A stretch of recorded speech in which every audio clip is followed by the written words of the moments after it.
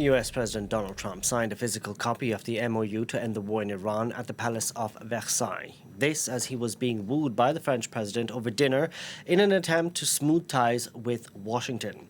Now, under the terms of the agreement, the Islamic Republic will be allowed to sell its oil freely, with US sanctions being lifted. 60 days of negotiations will also kickstart to finalize a deal on Iran's nuclear program. Kemi Knight reports. It's a memorandum of understanding, or gentleman's agreement, according to US officials, that includes 14 commitments over 60 days and the tools for Iran to rebuild its economy. Starting with the US lifting sanctions and agreeing to let Iran sell its oil that could bring in $60 to $70 billion a year. It could also unfreeze more than $100 billion worth of Iran's funds currently locked up in banks around the world. We have taken a lot of their money, and we have their money. We have taken their money. It's not our money, it's their money, and we froze it. At a certain point in time, I guess we're going to have to give it back. The commitment that's possibly raised most eyebrows, a $300 billion investment fund to help the country rebuild. This far exceeds what was given to Iran in the past, and though it's unclear who would be footing the bill, the Trump administration has suggested it would come from Gulf states, who aren't expected to willingly contribute after months of unprovoked attacks. What Donald Trump says he has achieved in return is securing the safe passage of commercial vessels through the Strait of Hormuz with no charge. But that commitment only lasts 60 days, which means there could be new fees in the future. When the strait is to be controlled, it needs to be managed. That means we have responsibility and sovereignty over it. Naturally, there are services there. And in return, there's a fee. Iran has pledged it would not procure or develop nuclear weapons, but the language isn't as strong as it was in the 2015 agreement that Trump torpedoed, and details will need to be ironed out in the next 60 days. Iran's ballistic missile program and its support for regional proxies, meanwhile, were both kept off the table, leaving its arsenal untouched and armed groups like Hezbollah emboldened. Despite saying regime change was a priority at the start of the war, the US is now committed to not interfering in internal affairs, meaning there's no guarantee the money will benefit the Iranian people. The MOU also includes ending military operations on all fronts, including over in Lebanon. It's an outcome that's not gone down well over in Israel. For more on the story, we can go across to Noga Tarnopolsky, standing by in Jerusalem. Noga, good afternoon to you. What's Israel's reaction been like to this deal, which the UN seems determined to want to see through? Well, Israel's reaction has gone somewhere between, I would say, shock to horror.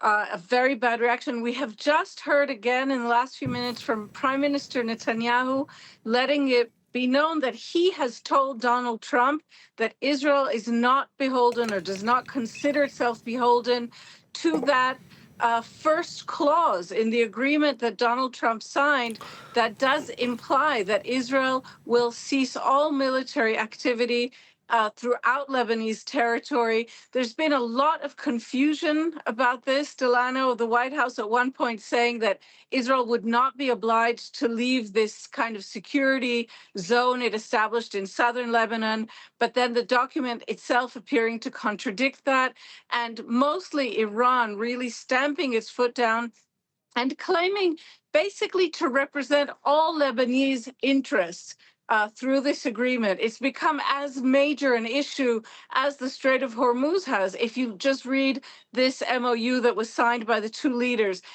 Israel right now is really profoundly, I would say, in a state of shock. And Lebanon is just part of that. The collapse of the entire, I would say, this infrastructure, which Prime Minister Netanyahu has sold to Israelis for years.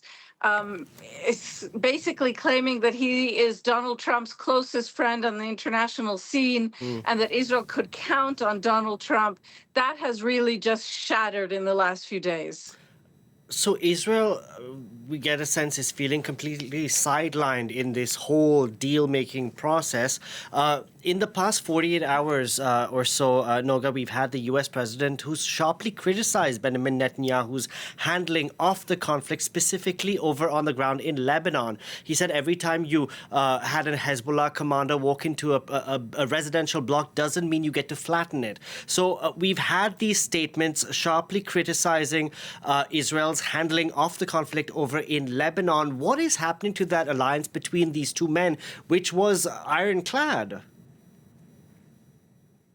Well, it appeared to be ironclad, Dylan, although I think even you and I have had conversations detailing that there were always some mysteries to this relationship because Donald Trump's interests and Prime Minister Benjamin Netanyahu's interests did not always dovetail. But certainly on the Israeli side, Prime Minister Netanyahu has always been expansive about, I would say, papering over any disputes or any disagreements. And now there's nothing he can do. That's one of the reasons Israelis have barely heard from their prime minister now in days. I think it's difficult for him to explain this current situation. And as you just mentioned, the criticism, basically that has spewed from Donald Trump in the last week is not just personal criticism of Netanyahu, although there's been plenty of that with him calling him crazy, lacking judgment, irresponsible. That he said that he gets too excited sometimes, as if Netanyahu exaggerated matters to him, but a serious criticism of the way Israel as a nation and its military is handling this war. So again, if Israelis have been told by their prime minister all along, Donald Trump is letting us do whatever we need to do to guarantee our security, that advanced the prime minister's notion that only the military can grant Israeli security on its borders. No diplomacy. Prime Minister Netanyahu has very actively really derided any sort of diplomatic efforts. And now with Donald Trump out loud saying, you guys can't keep doing this. You can't keep downing a whole building because some guy walks in and that kind of talk.